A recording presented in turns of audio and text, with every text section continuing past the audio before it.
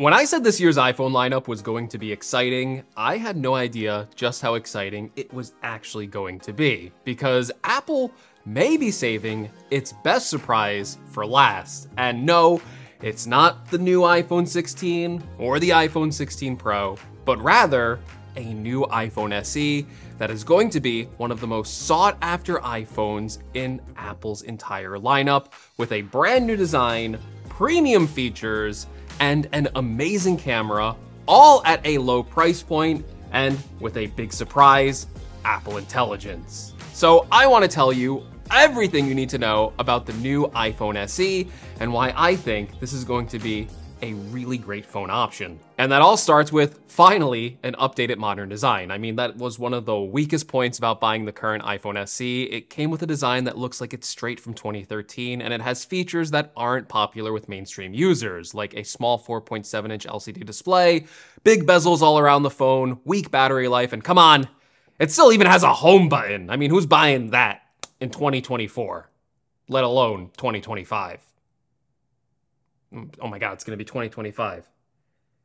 I'm not ready for that. Now, this iPhone SE 4 is going to change all of that, and that all starts with a modern design based around the iPhone 14. That means smaller bezels all around the phone with a notch design rather than the new dynamic island, but still with a 6.1-inch size display. And this will be a stark departure from the typical iPhone SE design, where Apple came in with a smaller iPhone unit, and obviously larger phones are more popular, so Apple is kind of shifting that trend, giving us finally a more, I guess 6.1 inch is kind of like a normal size screen phone now, but yeah, a larger size iPhone. There were some rumors early on that maybe Apple would make the next iPhone SE with the iPhone mini design, but it looks like that is not going to happen. They are going to ship it with a 6.1-inch display, just like the iPhone 14, just like the iPhone 15, and just like the rumored iPhone 16. Now, a good thing about this iPhone model compared to the previous SE models is that it is rumored that the specs for this display are actually going to be pretty commendable, because Apple is finally ditching the LCD display on this SE model in favor of an OLED display. This will lead to a much better display on the cheaper iPhone model with a higher contrast ratio, increased brightness, better colors, and an HDR-capable display. In terms of the overall design, again, think iPhone 14 body, so the rails around the iPhone SE are going to come in aluminum, and it's going to look very, very similar to this design. Of course, that also means Apple will be adding Face ID to its cheapest iPhone model, finally getting rid of the Touch ID sensor from its iPhone lineup, and this iPhone SE will also ditch the Lightning port in favor of the USB-C port, really bringing the design language of the iPhone SE up to modern standards. And this will be the final iOS-like device to get rid of the home button, so that's going to be a pretty monumental change. But the design isn't the only reason to get excited, because what really impressed me the most about this new rumored iPhone SE model was the internal specs, because Apple is really going all out here trying to win over the budget phone market and delivering on a phone without too many compromises. That all starts with the chip. Now, we know one of the hallmarks of previous SE models that even though the design was a little older, they still came with a modern chipset, and Apple is following that formula here, and then some. That's because this is rumored to come with a modern A18 chip. That means that when this is released, it will be a little later after the iPhone 16 and the iPhone 16 Pro.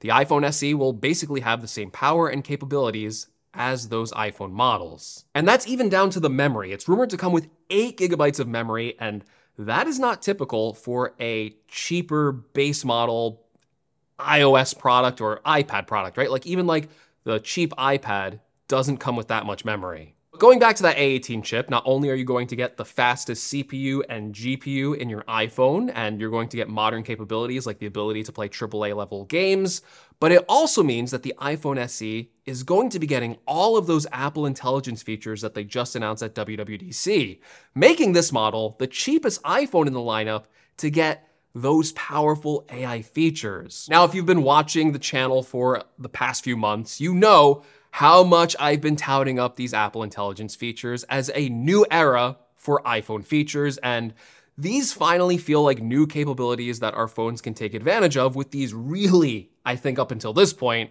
overpowered chips. Some of these features include generating images or emoji using Apple Intelligence. You have writing tools that can help you clean up your writing or rewrite your writing to fit a certain tone. You have a smarter Siri that is more aware of your personal context, has on-screen awareness, is more conversational, and just smarter overall. Apple Intelligence is also going to be more proactive and try and help you throughout the day. That means a better understanding of urgent notifications or mail messages that Apple Intelligence can filter to the top of your notifications, or the ability to quickly summarize large message threads or emails with just the important critical information that you need to know at a glance. And really, that's kind of just like the start of these Apple Intelligence features. And yeah, they require modern hardware to run. And right now, the only phone that is getting these features is the iPhone 15 Pro, which is a $1,000 phone. So Apple releasing a cheaper iPhone SE with these capabilities will make Apple Intelligence a mainstream feature that most users can afford as it goes down the lineup. Make no mistake, this is an aggressive push by Apple, and they're already expecting to sell 10 million additional iPhone 16 models this year, just based on exclusive Apple Intelligence features. So it stands to reason that the iPhone SE with these features at an even cheaper price point than the iPhone 16, which is rumored to come in at $800, is probably going to sell really well. Another important upgrade to this new iPhone SE model is the camera. Again, one of the reasons why the initial iPhone SE model was so popular was because it not only packed a powerful chip, but because it packed in a great camera into that phone as well. And we have a really good rumor regarding the camera on this SE model. It looks like Apple will still be sticking with a single lens camera, but it will be the same 48 megapixel sensor that we have on the current iPhone models. And that means that this phone is going to be able to take some seriously impressive photos and video. So yeah, basically, we are getting a modern design here with the iPhone SE4, the same chip as the yet-to-be-released iPhone 16, an OLED display, USB-C, Face ID, a 48 megapixel camera, and a bunch of other stuff you throw at it, all mixed in at a cheaper price point. It's all good news.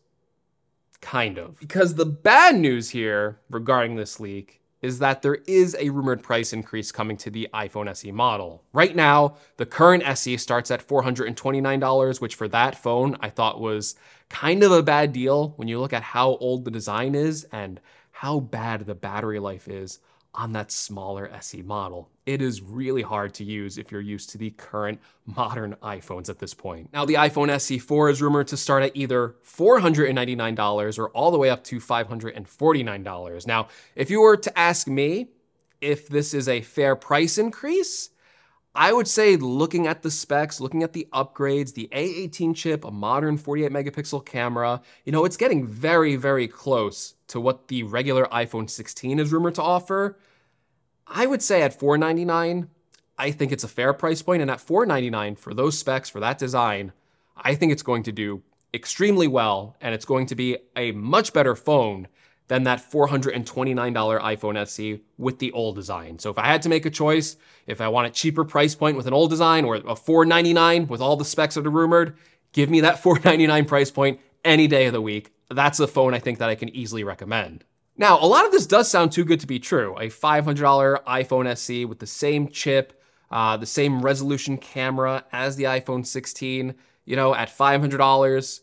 It does sound too good to be true, but another thing you're gonna have to be, kind of aware of here is that this phone is not gonna launch right alongside the iPhone 16. If you wanna wait for this cheaper model, the current rumors say that it's going to come out in early 2025, probably sometime around spring, which is usually when Apple released older iPhone SE models. So I guess that's kind of like the biggest downside for waiting for this new iPhone SE is you're not going to be able to get it at the September event. You're still going to have to wait a little bit longer for that tech to move down the line and get cheaper. But hey, it's not that long of a wait to wait until early 2025 if these rumors turn out to be true.